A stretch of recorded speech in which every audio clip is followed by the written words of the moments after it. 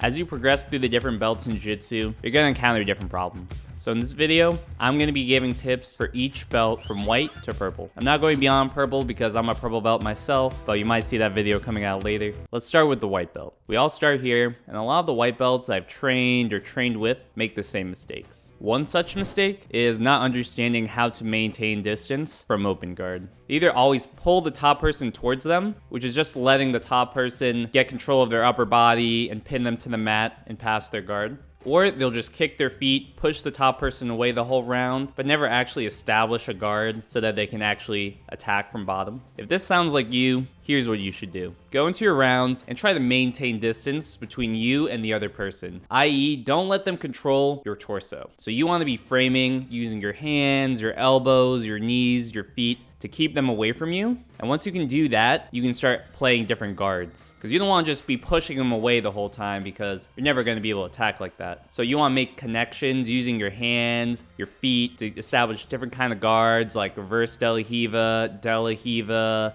single leg X, things like that. So you can start attacking from bottom. So try to use these two things together. Try to pull them into a guard, but don't pull them in so close that they can just pass your guard. Second tip, this goes in with the other one, but don't give up underhooks. If you're on bottom, the top person can use these underhooks to pin your shoulders and pass your guard. And if you're on top, the bottom person can use these underhooks to wrestle up or lock up shoulder crunches and a variety of different attacks. If someone underhooks you, try to re-pummel your own underhook, or frame them away and clear out of the underhook. Tip number 3, stop just standing with your legs wide open and letting the bottom person get inside position with their feet. Doing this is just asking to get swept with single leg X or double ankle sweeps. So if they ever get both their feet in the middle, you always want to clear out of this, get one of your feet in the middle. Just don't let them have both their feet between your legs. It's not going to end up good for you. So a good thing to focus on is just always denying that. And this will allow you to stay on top for longer and get off balance less. Number 4, ask a lot of questions. The white belts I see progress the fastest are really curious. They're always asking why they get swept here, why they get submitted like this, what should I have done differently with this sweep. They're always trying to learn new things.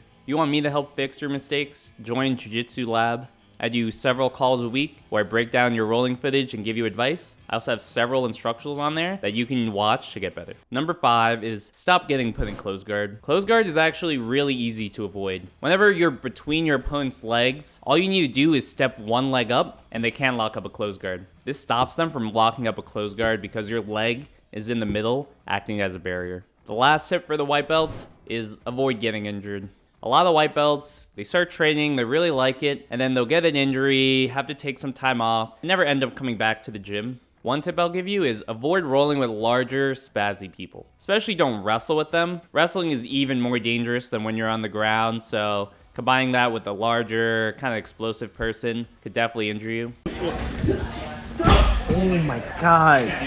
Next are blue belts. Once you reach this belt, you realize just how much there is to learn in jiu-jitsu and how little of it you actually know. The first tip I'll give you is don't be a one-trick pony. I'll see a lot of blue belts get good at a certain submission or sweep, and they're really just hyper-focused on that and ignore the other parts of jiu-jitsu. And don't get me wrong, I think it is really good to have like peaks in your game, but you don't want to ignore the other areas. At the end of the day, any match or role is going to be decided in that guard passing, guard playing battle. If you get your guard pass, a lot of times that'll be the end of the match, but they'll be able to hold you down for the rest of the roll. So you always have to be working that. And in general, you're going to stunt your progress if you just ignore all the other areas. I'm not saying don't keep your A game, but start working some different positions. Number 2 is going to be a little controversial, and it's work leg lock. A lot of blue belts ignore leg locks because they aren't allowed in most blue belt level competitions. You can't Niba? However, if you ignore them, other people are going to be working on them, and once you actually face these people in higher level competition or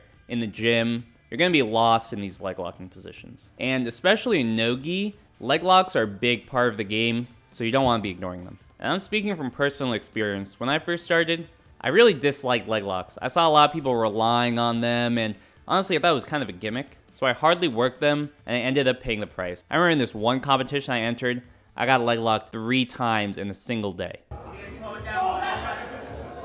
And I realized, wow, even though I have good guard passing, I have a good guard, if someone can just get one entry in on my leg, I'm pretty much done for. So I need to start working this position. So now that I have worked him, I can be comfortable in these positions, and I can open up more in my guard passing and my other areas, Number 3 is have fun. I was a blue belt for 2 years, but I know people who've been blue belts for 5 years. Maybe they took time off, switched gyms, and it can last a while. And it's one of the belts that the most people drop out at. So you have to enjoy the journey and not just wait for the next belt. Find fun moves and submissions to work. Don't always focus on winning, and realize that progression in jiu-jitsu isn't linear. You're gonna have times where you're gonna have weeks, maybe in a month, where you feel like you suck. Keep that white belt mindset, and you're gonna get better. Number 4, work off balances. Let's get back to optimizing. At a white belt level, a lot of people make a lot of mistakes when they pass guard. Their legs will be wide open, their base will be bad. But at blue belt, people start getting better, and you're not gonna be able to capitalize on as many mistakes. Instead, you're gonna have to create your own openings. So from each guard that you play,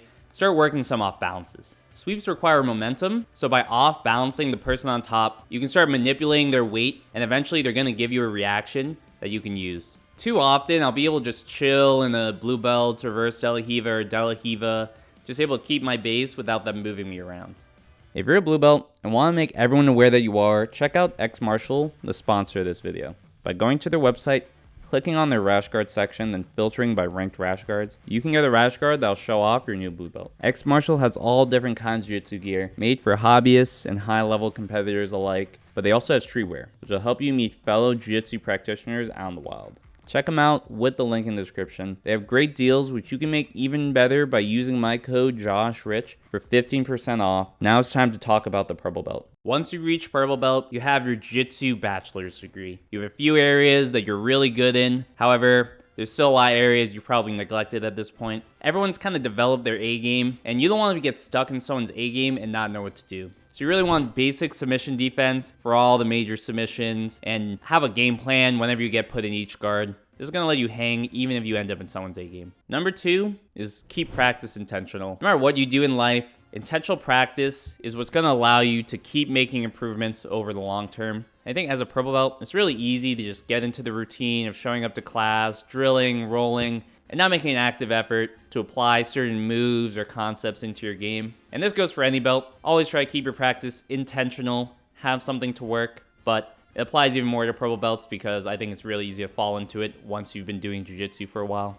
My third and last tip for purple belts is work your concepts. You've probably drilled 1,000 moves at this point, and you already have a good idea of which ones you like, which ones you don't. And just continuing to add more and more moves is only going to help you so much. If you want to hit the moves that you're already good at on better people, in my opinion, you need to be working more concepts. At least this is what helped me the most. So to explain what a move is versus a concept, a move is a step-by-step technique, and a concept is a rule that applies to jiu-jitsu. An example of a move is the Toreando pass. But an example of a concept is never letting the bottom person connect their feet to you. If they can connect the soles of their feet to your body, they can push you away and completely negate your guard pass attempt. The great thing about concepts is that you can always be better at applying them. I mean, look at how good Fabricio Andre is at clearing the feet. That shit's beautiful. Being amazing at clearing the feet is going to make guard passing easier. Being amazing at controlling the hips once you get to them is going to make your guard passing way more effective. So always try to work your concepts as a purple belt. Personally,